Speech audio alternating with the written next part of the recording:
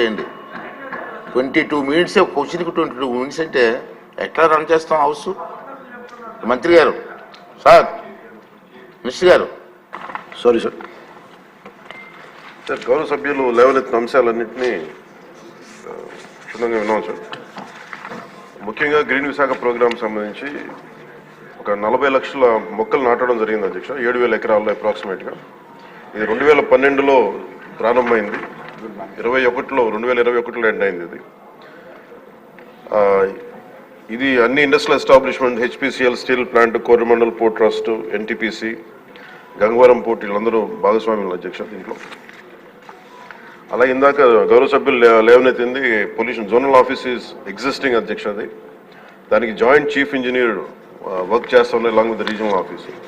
కానీ ఒక్క అంశం ఆయన లేవనెత్తిన అంశంలో ఒకటి రెగ్యులర్గా నేను కూడా వింటా ఉన్నాను. ఎవరైనా సరే ఇక్కడ కాలుష్యం ఉంది అని చెప్పి పొల్యూషన్ కంట్రోల్ బోర్డు స్థానిక ఆఫీసులకు వెళ్ళడానికి అంత ఈజీగా లేదు, అంత ఇబ్బందిగా ఉందన్నారు. ఖచ్చితంగా అది మా దృష్టిలో ఉంది అధ్యక్ష. డెఫినెట్లీ దాన్ని వాళ్ళు కరెక్టెడ్. ఎవరైనా సరే పొల్యూషన్ ఉంది అనేది మాకు ఇబ్బందిగా ఉంది అని చెప్పి పొల్యూషన్ కంట్రోల్ బోర్డుకి ఏ ఆఫీస్కైనా వెళ్ళేలాగా ఆ చర్యలు తీసుకుంటాం అధ్యక్ష.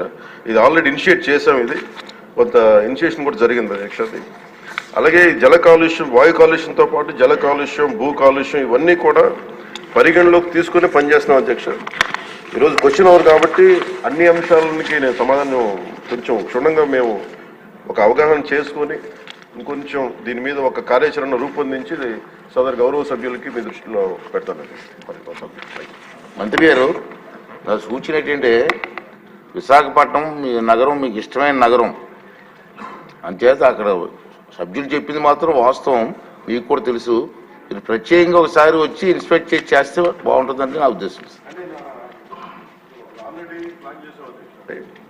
కాబట్టి మనకి ఏముందంటే ఒకసారి అన్ని సంపూర్ణంగా అవగాహన చేసుకొని ఒకసారి, ఎందుకంటే భౌతిక ఒకసారి వెళ్ళి ఇవన్నీ అనుబంధంలో ఉన్న డీటెయిల్గా ఉన్నాయి సార్, ఎనెక్చర్లో డీటెయిల్గా ఉన్నాయి. ఒకసారి చూడండి. అలా కాకుండా నేను సభాముఖంగా ఈరోజు మాటిస్తున్నా అధ్యక్ష, నేను ప్రత్యేకించి దీని భౌతిక పర్యవేక్షణతో పాటు అన్ని చేస్తాను ఖచ్చితంగా. ఎందుకంటే మన తీర ప్రాంతాలని, ముఖ్యంగా మన విశాఖ నగరాన్ని కాలుష్యం నుంచి కాపాడాలని నిరంతరం తపన పడే వ్యక్తులు నేను ఒకడిని. ఇది ఖచ్చితంగా ముందుకు తీసుకెళ్తాను అధ్యక్ష. ప్రజలకు క్షేమకరంగా ఉండేలాగా ఇది వాయు కాలుష్యం నుంచి, జల కాలుష్యం నుంచి ప్రజలు రక్షించేలాగా చర్యలు తీసుకుంటాం అధ్యక్ష. అది భౌతికంగా అది నేనే ప్రత్యేకించి సంబంధిత అధికారులతో ముందుకు తీసుకెళ్తాను అధ్యక్ష. Thank you. Question number 80 R&B మంత్రి గారు.